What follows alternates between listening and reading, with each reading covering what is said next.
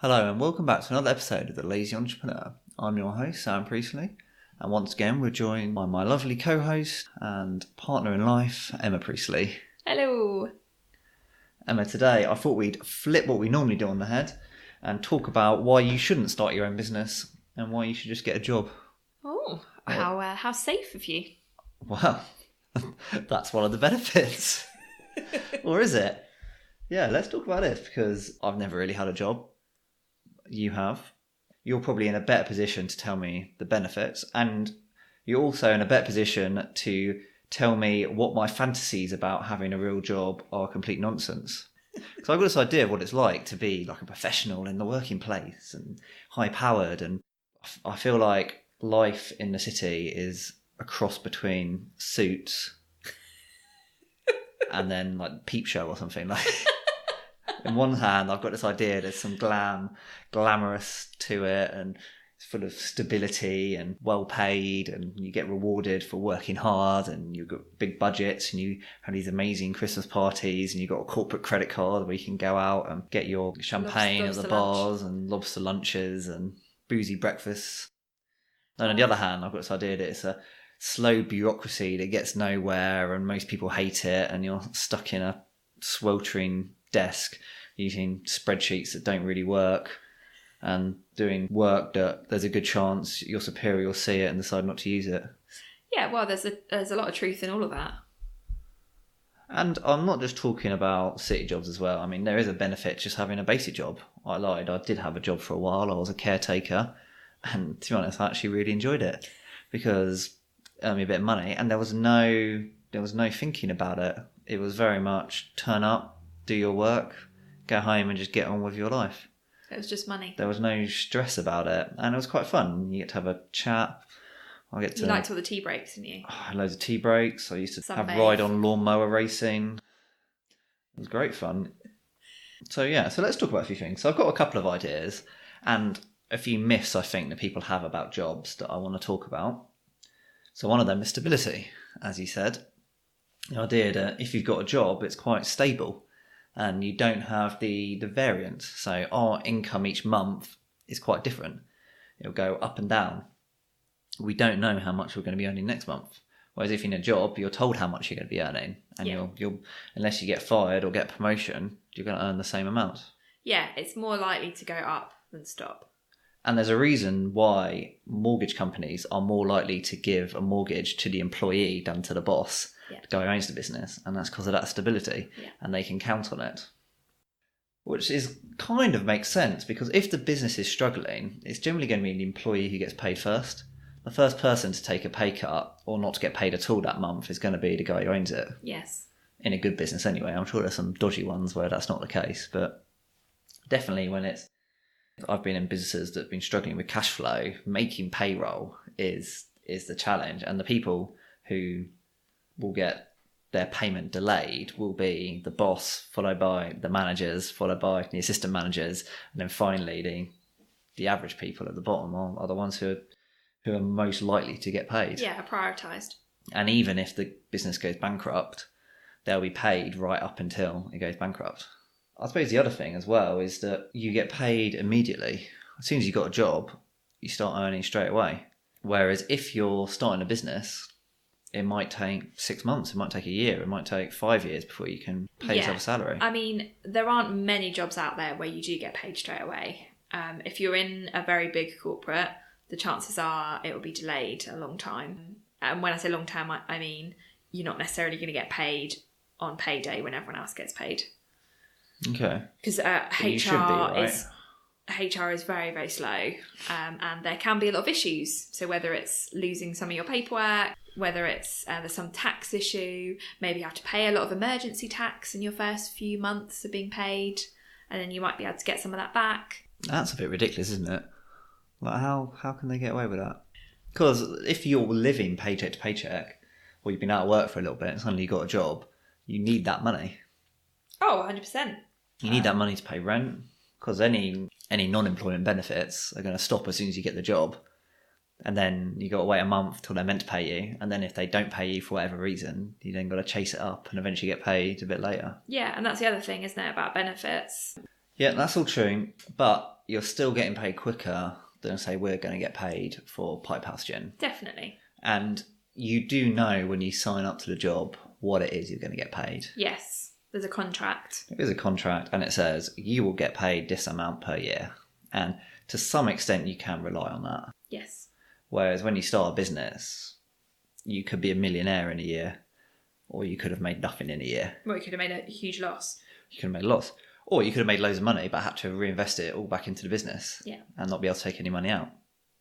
One of the other things about getting a job and going a traditional route is it is the traditional route. It's what we've been trained to do. We know how to apply for a job. We know that, once we get better at doing interviews or whatever, and we build up our CV, it's going to be easier to get the next job. Yeah. And there is support for that. And there is support. You get taught it at school. You go to your careers advisor. Your careers advisor isn't telling you to start a gin distillery. They're telling you to go and get a job on some grad scheme. Yeah. And there's a whole grad scheme stuff, isn't there? Like set career routes that you start on, and provided you put one foot in front of the other for the next 20 years, you're going to end up somewhere better than where you started. Yeah.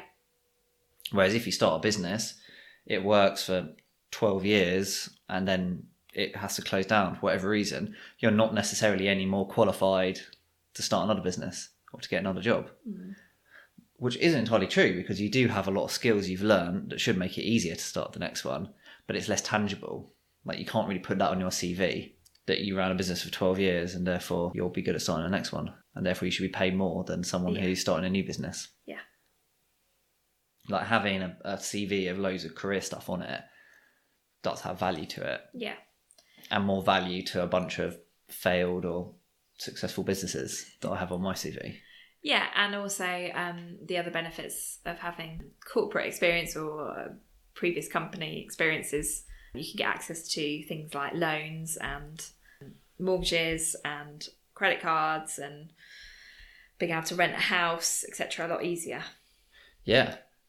I briefly mentioned mortgages before, but it's really difficult to get a mortgage if you're self-employed. Yeah. It's even more difficult to get a mortgage if you're earning a lot of money, but you're not paying yourself it out. Yes. So let's say you have a business that earns a large amount of money. You might decide to only pay yourself a small fraction of that for whatever tax reasons. And invest. And keep the rest in the business and just invest through the business. But a mortgage advisor won't be able to say, oh, I can see your business is very successful, and that at some point in the next 8 years, you'll be able to liquidate it at a lower percent tax rate. You can use entrepreneur's relief and get all this money out at 8% rather than paying it out now at 50%. Therefore, I'm going to give you a mortgage for this amount. He's going to say, oh, well, you paid yourself this amount a year, so therefore I can offer you a very small loan. Yeah. And the way it works with mortgages for people that work for themselves is that you have to have a lot of money up front. Yeah. Huge, great big deposit. Yeah, I remember when I moved to London first, I was running my business, and I think I had £50,000 in the bank. I had another £100,000 or whatever in the business, and the business was making something ridiculous like £10,000 a month, and I still had to get my parents to guarantee my rent on a flat share in London, because none of that was good enough for the letting agent. Nope. And I had to pay 6 months up front. Did you? Yeah. Wow. For 6 months up front. That's a huge amount of money. Well, yeah, because for whatever reason, my entrepreneurial whatever was going on wasn't good enough for them. Whereas if I'd had a job and was earning a quarter of the amount of money, it wouldn't have been an issue. Oh. So we talked about some of the benefits now of having a job. Let's talk about why these benefits might not be as real as they look on the surface. So stability is one of the big ones, is that it's considered very stable having a job. And that's true up until you lose the job or you get fired. And you can't always predict that. Whereas with my business, I will see it a year, 2 years in advance that the business is going down. Yeah. So I have a long time to prepare or to work harder, whatever it is.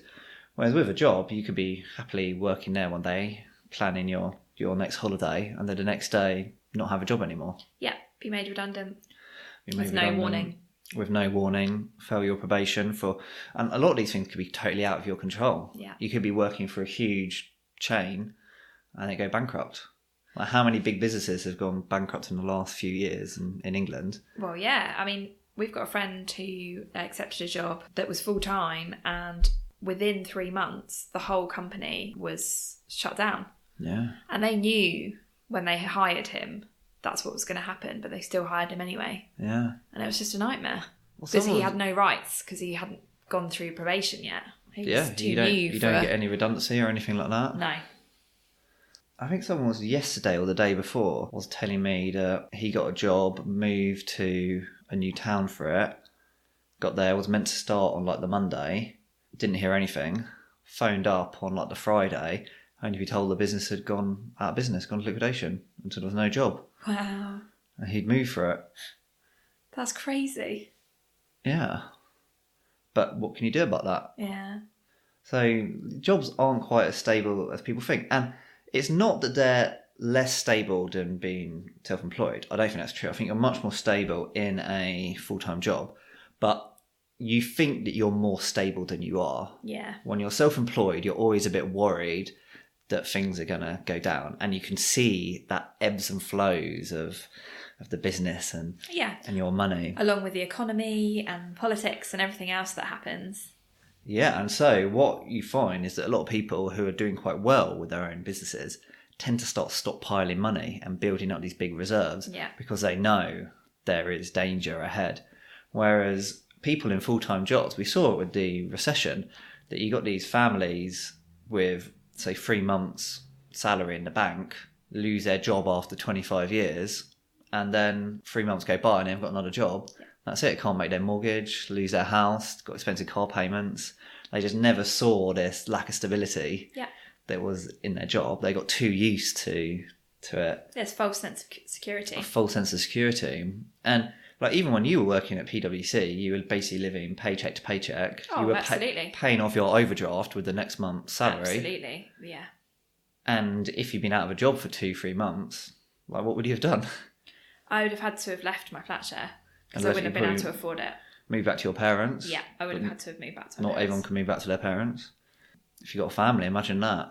Well, we've met people who, they've got kids and they have to, but if something's happened, they have to move back to their parents at late 30s. Yeah.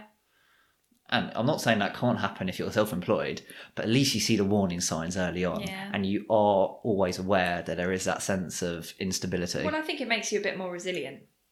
Yeah, because you're constantly being faced with stuff going wrong. Whereas you're not resilient at all when you're in a corporate job. Yeah, because your performance doesn't directly relate to what you're getting paid. No, it definitely doesn't. Yeah. And I feel like you're, by necessity, self-employed, your income isn't tied to your expenditure. It's not like I get some money in the bank and I go and spend it. So I have to choose how much I pay for rent, what car I get, based on my expectation for how much I'll be earning over the next year. Yes. Or whatever it is. But that is going to be completely wrong. That's not, my prediction is not going to be right, and I'm going to have to underpredict. And so then any money above that just gets added to whatever stockpile I'm building. Whereas if I know I'm earning whatever it is, £4,000 a month, I will be planning to spend that £4,000 a month. I'll be saying, oh, what flat can I afford to rent for £4,000 a month? And then getting the nicest one I can find. Whereas you don't have that luxury as a self-employed person, and so therefore you're forced to be a bit conservative with your financial planning. So that's one advantage. I also think that's one advantage that isn't quite as big an advantage as we think it is. I think the other one is that you don't have to think that much about your job. Because while if I'm a caretaker, I don't care that much about my job and I can go home and switch off. That's not true with most professional jobs. That you're kind of indoctrinated into always being on and taking ownership for your role, even though you've got no ownership in the company. Yeah. So back when people had Blackberries, I had friends who had Blackberries which they couldn't turn off. Like they physically wouldn't turn off. You turn like work ones and then they just turn back on, and you couldn't put them on silent. And wherever they were meant to be on call. That's horrendous. And it wasn't even that unusual. Yeah. So yeah, I'm always on call, self-employed, and I'm completely, like, I can always be working. There's always more to do. But I think the same's true at work. And if you've got a big presentation coming up next week, you're going to be working more hours than you should do. If you're trying to get a promotion, you're going to be putting in that extra slog. if you want to progress in your career, you can't just cruise. Yeah, absolutely. Same as being self-employed. If you want to progress with your business, you can't just cruise. You've got to work at it. But really, they're not that dissimilar. Because while in your career, maybe the role you're doing, you don't have ownership of. You do have ownership of your own career progression. And working on that and building that up, getting promotions is a job in itself. It's like running a business. So we've got that. I think another advantage that maybe isn't as big an advantage as we think it is that it's very easy, set out, understood process. Yeah, it's low risk. So going into a grad scheme, finishing university, going to the jobs fair, going to interviews at 30 companies and then being hired by one of them seems like, because it's so set forward and everyone is doing it, that seems low risk and a good route to take. Yes, the sensible route to take. A sensible route to take. But as with everything, if everybody's doing it, then it's probably going to be undervalued. Sorry, it's probably going to be, you're probably going to be undervalued. You won't get paid as much as you could do. There's not going to be that much room for creativity and setting yourself apart. You're entering a pyramid that is going to get smaller and smaller the further up you're going. Yep. So that might look like you're on a logical career progression. Not everyone can progress. No. Each step, only half the people or whatever can get that promotion. Only the best or the real fighters. Yeah, or the luckiest, or the people who happen to pick the industry that's going to take off over the next few years. Yeah. Or yeah, whatever. Web developers. Web developers. And freelance web developers. Yeah, or even more niche, like some type of programming language in a random computer science related field that suddenly gets really popular versus another type of computer science and programming which people stop using. Yeah. So there is a lot of luck. And then, you're competing with everybody out there. They say that we said starting a gin business. Well, why are you making gin? It's so crowded. Why are you getting jobs? That's the most crowded marketplace out there. You're literally competing with everybody else getting a job. If you're going on to a grad scheme, you're competing with every other university graduate out there. How competitive can it get? Mm. So yeah, it is a well understood route. But that's not necessarily an advantage. That just means that everybody else is doing it. And so there's more competition. It's harder to shine. And you're probably going to be undervalued. I think it's also making me think there's something in, the older you get as well, if you stay to one career path, it's quite likely that your skill set will become obsolete. Well, yeah. Think of all these adverts you see on TV for retraining. Yeah.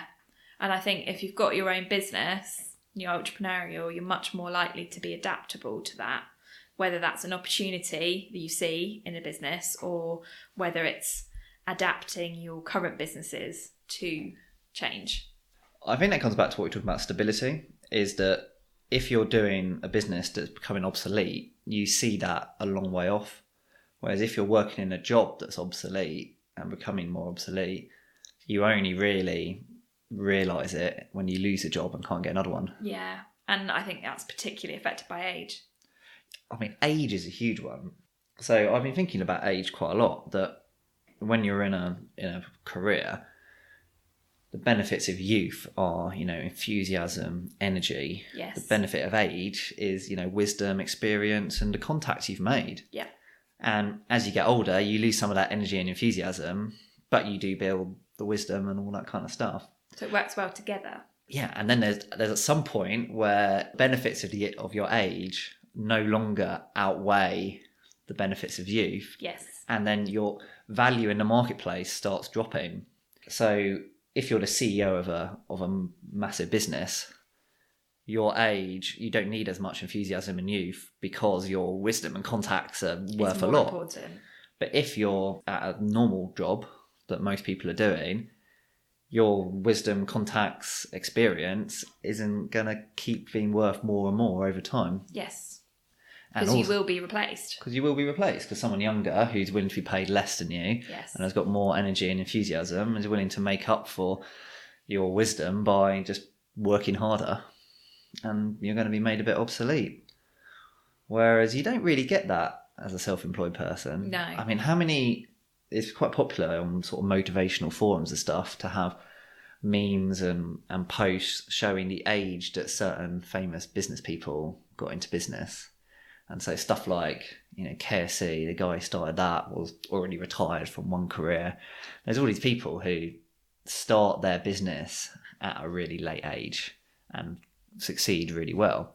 Whereas you don't get many 65-year-olds joining a grad scheme at a bank and ending up as a partner or something. No, it doesn't work the other way around. It doesn't work the other way around. At some point, there's a tipping point where age and a career don't really go that well together. And people get forced to retire, don't they? Yes. You might want to continue working at 70. Well, that was the other thing I was going to say. At what point do you want to stop working? And if you're in a career path, you might not have a choice. Yeah. A lot of people just don't get that choice. Whereas you choose when you retire. Maybe you never retire. That's how you think of work. Maybe never retire. You'll be working forever. I don't want to ever retire. I mean, if I'm not enjoying working, it means I need to find something else to work on. Yeah. It's not an option to stop working. It's just find something better to work on. Yeah. I mean, there aren't really any studies on life expectancy for people who keep working past 65 and stuff. I've tried to look into stuff before, but I do believe that retirement and doing nothing and going from working full time for a job to sitting with your feet up all day watching TV is really not good for you. Yeah. I don't have much data to back that up, but it's something I believe, and that's why I don't plan on retiring, because I think, work to some extent is good for you. Well, I think there was something at work about people retiring and healthcare continuing for the first couple of years, because that's the most high risk of them having a heart attack and being really ill. That's what was discussed a lot at work. I don't know the stats behind it. Yeah, I did look into it for a previous podcast, and there were conflicting studies, and I think it came down to what sort of job you were working. Yeah. If you're in a high risk job or a physical labour job, then actually retirement's good for you. Or if you're in a high stress job, then retirement's good for you. Whereas if you're not in either of those and you're in quite a healthy job that's not too stressful on your body or your mind, actually working is good for you. But again, there needs to be some more research into that. But I believe it, so that's all that matters. So are you happier self-employed, or 100%. Do you wish you had a job again? No, not in. I mean, when I first started to be a freelancer and really realised I wasn't at work, I used to have nightmares about having to go back to work. Yeah, I imagine it's a bit like, because I get nightmares about missing an exam at university. Having a university for a decade or something, I still have that dream. I imagine you might get that about work. Yeah, I do. About sleeping through your 6 a.m. alarm clock or whatever it might be, and getting in trouble from the boss. Well, being forced to go back and just absolutely hating every minute of it. Well, there we go. I think that's a good point to end it on. You've heard it from the expert, someone who's been both self-employed and having a job. She much prefers the self-employed route. Oh, yes. So, although there are benefits to having a job, I think the benefits of not having a job and doing stuff for yourself outweigh them. And on that note, goodbye. Bye. Thanks as always for listening. If you have any feedback, you can email me at hello@sampriestley.com. And if you would like to leave a review, I'll be forever appreciable. I'll forever love you. Goodbye.